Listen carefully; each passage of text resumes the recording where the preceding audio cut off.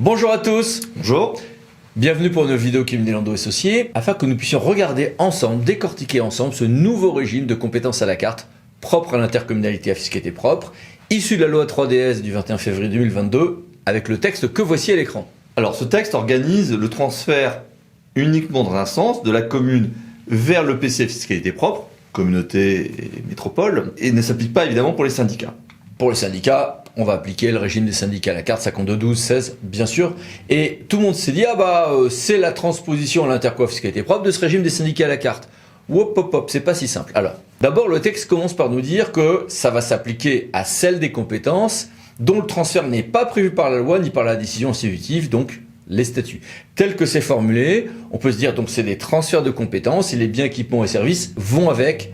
Pas de découplage pour ne transférer que tel ou tel équipement. Sauf que c'est un peu plus nuancé que ça. Oui, alors d'abord, première nuance, si je dois transférer que la gestion d'un bien ou d'un équipement, mais ce n'est pas affecté tant que telle une compétence, c'est une gestion purement patrimoniale sur le domaine privé par exemple, on préférera par sécurité les autres modes de fonctionnement comme les conventions de gestion par exemple, L5216-7-1 ou L5214-16-1 par exemple. Il y a plein d'autres outils. Par ailleurs, il est quand même prévu par le texte que les délibérations mentionnées à cet article permettent de définir des critères qui permettent de faire le delta finalement entre ce qui est transféré et pas transféré, et également le partage en termes de biens qui sont rattachés à la compétence. Ce qui permet aussi finalement d'avoir dans la délibération ce qu'on retrouverait sinon en temps normal un peu dans les PV de transfert.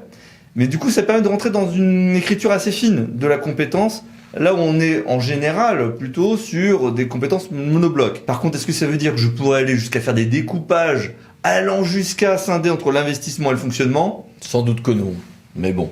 Non. En tout cas, transfert de compétences, oui. Transfert de certains biens, équipements ou services, non. Mais la formulation de la suite du texte nous permet de glisser à condition d'avoir un peu d'habileté juridique en ce sens. Mais par contre, ça n'ouvre pas la place à des transferts de choses qui ne seraient pas des compétences. Pouvoir de police, gestion de domaine privé. Absolument pas. Par exemple, on est bien sur un transfert sectorisé de la compétence, donc pas sur un autre régime que celui des conventions de transfert de gestion. Ça ressemble un petit peu plus par contre au transfert de compétences que l'on a connu en eau et en assainissement, voire en voirie avec la loi 3DS, sauf que là on est bien sur un transfert qui se fait par transfert de compétences, par modification en réalité statutaire, puisqu'on suit la même procédure que pour la modification des statuts. Il y aura donc même un arrêté préfectoral à la différence des conventions, par exemple, ou même de délégation de compétences, qui elles sont souvent l'objet de remarques, parfois un peu sévères de la part des services de l'État, mais qui ne sont pas l'objet d'un arrêté ou d'une approbation de la part de l'État.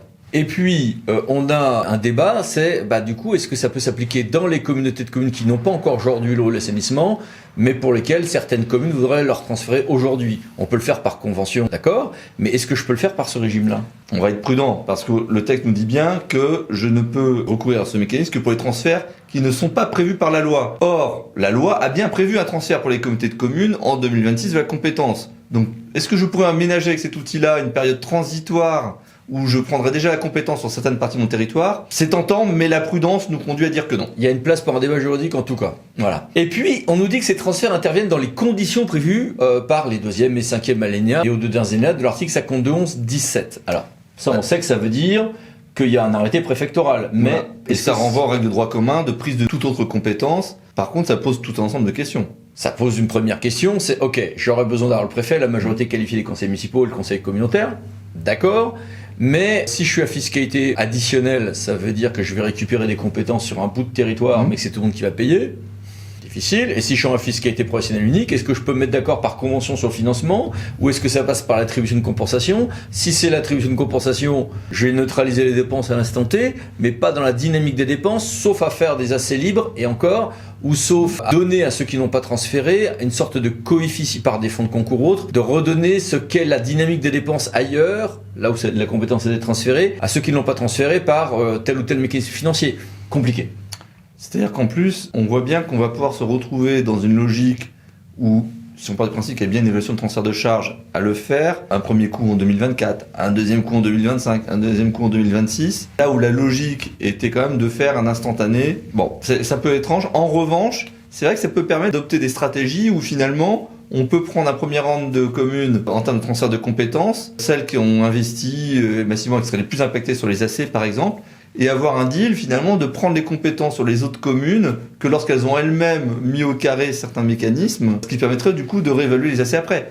Mais tout ça demande aussi des sacrés accords politiques. Donc en clair, beaucoup de prudence juridique et encore plus de prudence financière dans la mise en œuvre de ce mécanisme qui a l'avantage d'exister, qui a l'avantage d'être souple, qui a l'inconvénient de conduire tellement de sur-mesure qu'on peut perdre collectivement l'habitude d'accoucher du consensus sur ce qu'on veut faire ensemble, mais prudence juridique et financière conséquente. Tout à fait. À bientôt pour d'autres vidéos du Merci. cabinet. Merci, au revoir. Au revoir.